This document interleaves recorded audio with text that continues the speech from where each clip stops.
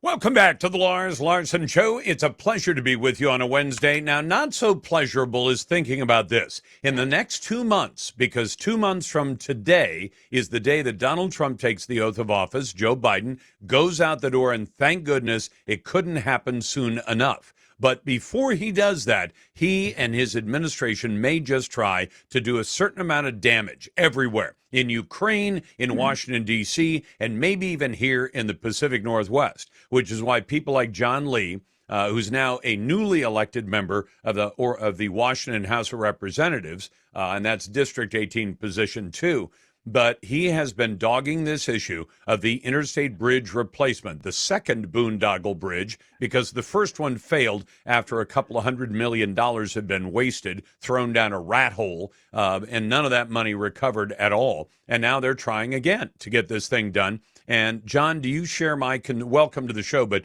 do you share my concern that maybe in the waning days of the Biden administration, somebody like Secretary Pete Buttigieg, head of transportation, might just try to approve things for this project that should not be approved?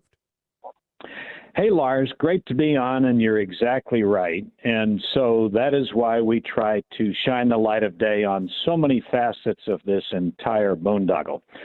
A year and a half ago, I began putting together a letter to DOT Secretary Buttigieg.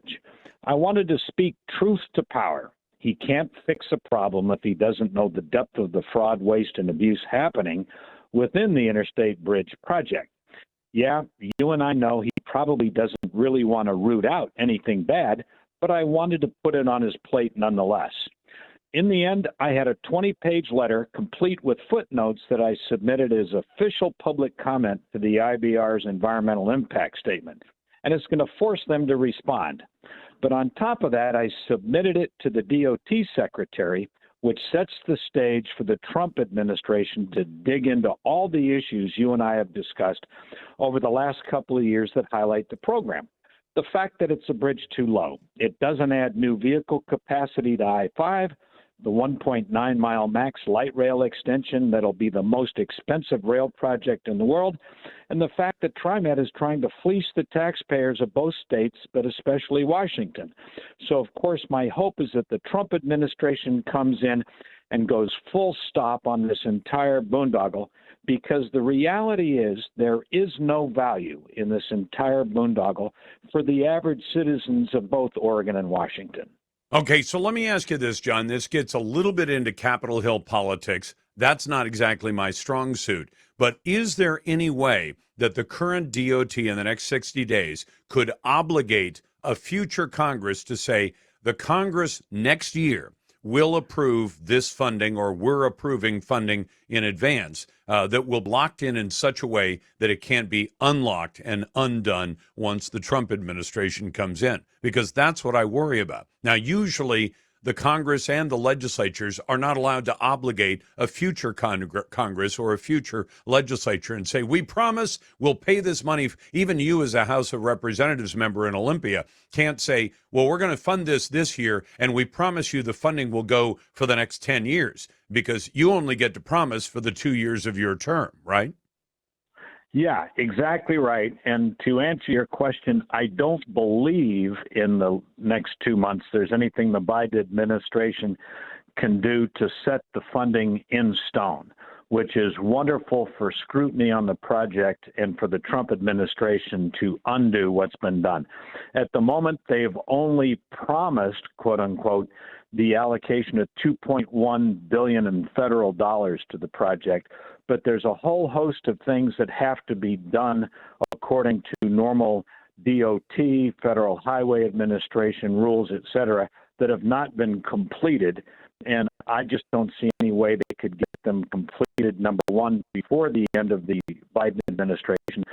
And number two, you clearly, when you're talking fraud, waste, and abuse of federal money, any administration can come in and hit the brakes and say, no, wait a minute, we're stopping. We're not writing the checks. And until the checks are written to the program, we're going to be able to stop this. And so that's why I delight in the Trump administration. And as you talked about so many times, the DOJ committee, oh my gosh, having Yep. Vivek and Elon come in and say, let's look for some waste. Well, some of the programs they're talking about are just millions or tens of millions or hundreds of millions.